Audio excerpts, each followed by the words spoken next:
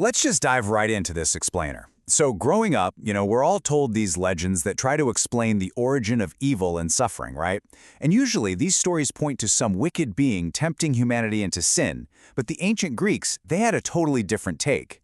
They actually proposed that mankind is responsible for its own downfall, all thanks to this one deeply ingrained human trait, curiosity.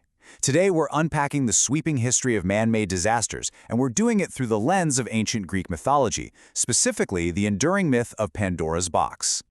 It really makes you wonder, are some mysteries just better left unsolved? Well, according to the ancient poet Hesiod, Pandora was the very first mortal woman, breathed into being by the gods and blessed with these extraordinary gifts.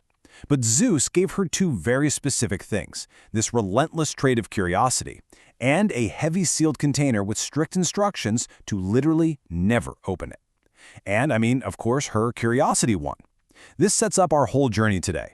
We're going back to the mythological origins of human progress because, honestly, that burning desire to uncover the unknown, that's exactly what has driven both our greatest achievements and our most terrifying catastrophes. To actually understand why Pandora was handed this cursed container in the first place, we have to look at the chain reaction that kicked off at the dawn of the mythological Golden Age. So the Titan Epimetheus, whose name literally means afterthought, was tasked with giving traits to all the animals. He hands out strength, swiftness, venom, but he completely runs out of gifts before he even gets to humans, leaves us totally weak and defenseless. His brother Prometheus, which means forethought, tries to give us an advantage by stealing fire from the gods and smuggling it down to Earth. Well, Zeus was absolutely furious. So you can see how the Titans' attempt to help mankind prompted Zeus to create Pandora and her sealed vessel as this ultimate targeted retaliation against humanity. Now here's a wild fact for you. The famous box never actually existed in the original text. Yeah, a mistranslation by a 16th century scholar named Erasmus of Rotterdam accidentally changed the Greek word pithos, which means a large storage jar, into the Latin word for box, and it just kinda stuck. Plus, it's fascinating and frankly pretty messed up how Hesiod's original framing presented the very existence of women as a divine punishment for men. So Pandora wasn't just some curious girl making a mistake. In the myth, her creation was a highly calculated trap by Zeus to introduce pain, disease, and competition into what was previously this peaceful, immortal boys' club on Earth. Okay, let's move into Section 1, Tinkering with Nature, or as we like to call it, our first open jars. Moving out of the mythological world and into the real one, it seems like every single time humanity thinks it has outsmarted nature, we end up opening a brand new jar of plagues. Take one of our most disastrous ecological follies, for example. In the early days of Yellowstone National Park, the U.S. government functionally erased the native gray wolf population by the 1920s, mostly to protect livestock and humans. But without their apex predator, the elk population absolutely skyrocketed. The starving elk overgrazed the flora, meaning new saplings just couldn't grow. Without those trees and root systems to anchor the soil, the very rivers began to erode and completely change course. Beavers couldn't even find wood for their dams. Removing just one single species threw an ecosystem that had persisted for millennia into complete and utter chaos. It got so bad that wolves had to be desperately reintroduced in the 1990s. So the crucial takeaway here is that adding foreign elements to an ecosystem can rapidly spiral into uncontrollable chaos just as easily as removing them. Back in the 1930s, Australia brought in about 100 South American cane toads to eat agricultural beetles. Well, today, there are over 200 million of them, and their toxic skin is wiping out native predators. Or look at the American Southeast. The kudzu vine, which was introduced as this nice ornamental plant in the 1870s, now literally smothers entire forests. And out west, the iconic tumbleweed isn't even American. No way! It hitchhiked over in a shipment of Russian flax seeds back in 1870, and has since become this highly mobile, uncontrollable fire hazard. 55 million. That staggering number represents the upper estimate of human deaths during the Great Chinese Famine. In 1958, Mao Zedong instituted the Four Pests campaign, which specifically targeted sparrows because they were supposedly eating grain. Citizens were told to bang drums until exhausted sparrows literally dropped dead from the sky. But the sparrows were actually eating locusts, so with the birds gone, the locust population exploded and completely devoured the crops. This one single attempt to control nature became a massive contributing factor to one of the deadliest famines in human history. All right, let's shift gears to Section 2, the chemical plague, subtitled Invisible Poisons. As humanity moved on from merely tinkering with plants and animals, a relentless pursuit of chemical mastery started leading to some really devastating consequences. And we've actually been making these miscalculations for a really long time. Over 2,000 years ago, Emperor Qin Shi Huang, the guy who unified China, desperately wanted the secret to eternal life. He fully believed he found it in this exotic mineral called cinnabar. He spent years drinking this compound mixed directly into his wine. But instead of immortality, it gave him lethal mercury poisoning, killing him prematurely at just 49 years old. So even centuries ago, trying to cheat nature with raw elements proved absolutely fatal. Flash forward to the 20th century, and you see these seemingly miraculous industrial chemicals becoming completely ubiquitous before anyone realized their deadly long-term health and environmental effects. Take lead, for instance. Its Latin name, plumbum, actually gives us the word plumbing. It likely caused widespread cognitive decline in ancient Rome, yet we willingly pumped it right back into our air through car exhaust. Then you have chlorofluorocarbons, or CFCs, which literally burned a hole in our ozone layer. And asbestos, this supposedly wonderful fire-retardant mineral, was put into everything from schools to makeup, embedding microscopic fibers into millions of lungs. The sheer scale of these invisible plagues is honestly terrifying. By 1976, the inescapable exhaust from leaded gasoline had caused American blood lead levels to spike to more than 4 times the natural limit. 4 times! And get this chemical was heavily championed by an engineer named Thomas Midgley Jr. Astonishingly, he's the exact same guy who invented CFCs, making him arguably the single most destructive inventor in human history. It took decades of irrefutable toxicological proof before world governments finally phased leaded fuel out. And when they did, that action closely correlated with a sudden, massive drop in violent crime. Let's move into Section 3, Unleashing the Atom, the Ultimate Threshold. So here we transition into the 20th century's most dramatic leap in destructive capability. If there was ever a boundary humanity was never meant to cross, it was for sure the splitting of the atom.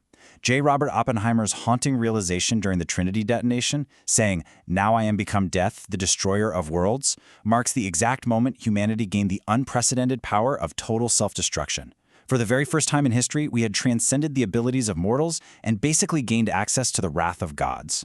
Oppenheimer wasn't just looking at a weapon that would end a war, he was looking at the literal end of everything. We had just inherited the keys to our own extinction. And the crazy thing is, we didn't even need to be at war to unleash this level of devastation. As a stark reminder of this power, just look at the Chernobyl exclusion zone. The site of the worst nuclear meltdown in history will remain irradiated and completely unsafe for human return until the year 22,000. 22,000! And that happened while we were actively trying not to hurt anyone, merely trying to generate power for our cities. That brings us to Section 4, Biological Blowback, the Threat from Within. Moving from the grand scale of physics down to the microscopic world of biology, we start seeing entirely new threats emerging. Pound for pound, poisons are among the most efficiently lethal substances known to man. But despite all of our advanced chemical engineering, nature still has us beat. We manufactured VX nerve gas, a pesticide so lethal that militaries weaponized it. Yet, the single most poisonous substance ever discovered is botulinum toxin, which is just produced by bacteria. A purely microscopic dose can cause total paralysis. But ironically, in our modern quest for eternal youth, it is heavily demanded today for cosmetic Botox. Yeah, we are literally still paying to inject poison into ourselves. Toxins are really just the beginning, though. Let's talk about prions. Originally discovered causing a disease called kuru among cannibalistic tribes in Papua New Guinea, prions are essentially misshapen protein molecules that bind to and corrupt healthy brain tissue. It's like a terrifying microscopic domino effect. Once they're inside you, they can lie dormant for decades before unleashing an unstoppable cascade of internal damage. They are virtually undetectable, completely incurable, and 100% unsurvivable. So, you're probably thinking, if you stay away from cannibals, you should be totally fine, right? Well, in the 20th century, the agriculture industry wanted a cost-effective way to feed their expanding cattle herds. Their brilliant solution: mix processed dead cow remains right back into the cattle feed. They essentially forced cannibalism onto livestock. This sparked mad cow disease, which introduced these horrific, unstoppable prions directly into the modern human food chain. It was a truly man-made epidemic born purely from industrial cost-cutting. Now, we have a long history of diseases jumping from livestock to humans. I mean, it's what decimated Native American populations during European colonization. But today, our medical cures are actually creating a totally new problem. The massive overuse of antibiotics, both in humans and in the meat industry, is counterintuitively making surviving bacteria stronger. These resistant superbugs already kill around 700,000 people a year. By 2050, that number could jump to 10 million. We are genuinely risking a return to the pre-industrial era, where a simple bacterial infection like the bubonic plague could once again be completely untreatable. Which leads us to our final part, Section 5, What Remains? Hope or the Final Curse?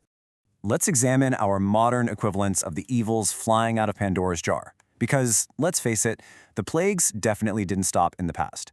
Unforeseen consequences are happening all around us right now.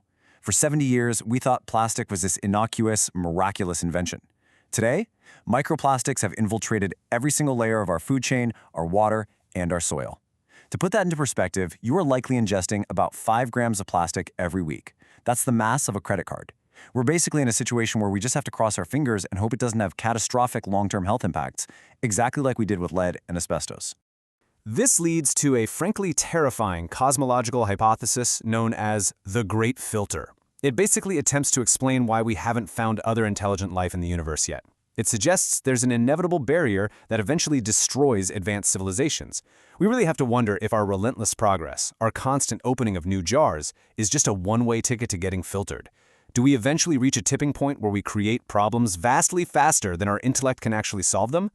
Which brings us right back to the bottom of Pandora's jar. After all the horrors escaped into the world, one single thing remained inside, Elpis, which is commonly translated as hope. But scholars remain deeply divided on what this actually means. Is hope a blessing?